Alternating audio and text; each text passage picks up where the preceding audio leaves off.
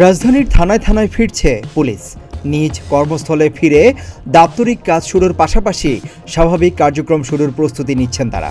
তবে কর্মস্থলে ফিরলেও এক ধরনের আতঙ্ক ও ভীতি বিরাজ করছে, এমন কথাই বলছেন পুলিশের কয়েকজন সদস্য। পুলিশ সদর দপ্তরের এক বিজ্ঞপ্তিতে বলা হয়েছে, যেসব পুলিশ সদস্য কর্মস্থলের উদ্দেশ্যে রওনা হয়েছেন তাদের আসার পথে বিভিন্ন জায়গায় বিভিন্ন শ্রেণী পেশার মানুষ, রাজনৈতিক দলের নেতৃবৃন্দ, শিক্ষার্থী এবং আপামর জনসাধারণ যাতে পুলিশ সদস্যরা নিরাপদে কর্মস্থলে আসতে পারেন সেজন্য সর্বাত্মক সহযোগিতা করছেন। তবে আরও জানা গেছে, খুব সহসাই স্বাভাবিক কার্যক্রম শুরুর সুযোগ কম, কারণ অধিকাংশ স্থানেই আগুন দিয়ে পুড়িয়ে দেওয়া হয়েছে, গাড়িগুলোও পুড়িয়ে দেওয়া হয়েছে। তবে এরই মধ্যে ঢাকার বাইরেও বিভিন্ন থানায় কিছু কিছু পুলিশ সদস্য কাজে আসছেন বলে জানা গেছে।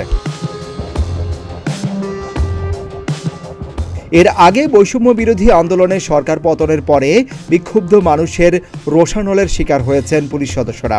ভাঙচুর করা হয় বাহিনীটির গুরুত্বপূর্ণ স্থাপনা ও থানায়। সহিংসতা থেকে জীবন বাঁচাতে অনেকেই বাংলাদেশ পুলিশ বাহিনীর সদস্যরা কর্মবিরতিতে চলে যান। বর্তমানে দেখা গেছে মানুষ নিজেরাই নিজেদের নিরাপত্তা নিশ্চিত করার চেষ্টা করছে। সারা দেশেই পাড়া মহল্লায় বাসিন্দারা নিজেরাই রাত জেগে পাহারা দিচ্ছেন। কয়েকটি এলাকাতে এলাকাবাসী নিজেরাই ডাকাত ধরে সেনাবাহিনীর কাছে সোপর্দ করেছেন। বৈষম্য বিরোধী ছাত্র আন্দোলনকে কেন্দ্র করে সংঘর্ষ ও ব্যাপক প্রাণহানির ঘটনায় ঢাকাসহ দেশে বেশ কিছু থানায় হামলা ও অগ্নিসংযোগ করা হয়। বিশেষ করে গত 5 আগস্ট ছাত্র জনতার অভ্যুত্থানে শেখ হাসিনা সরকারের পতনের পর পুলিশ সদর দপ্তর সহ বেশ কিছু থানা ও গুরুত্বপূর্ণ স্থাপনায় হামলা ভাঙচুর হয়।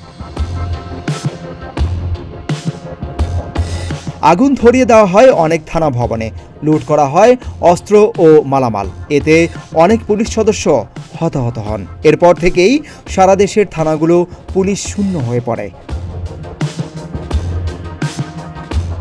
সিদ্দিকুর রহমান, রোমন, প্রতিদিনের বাংলাদেশ।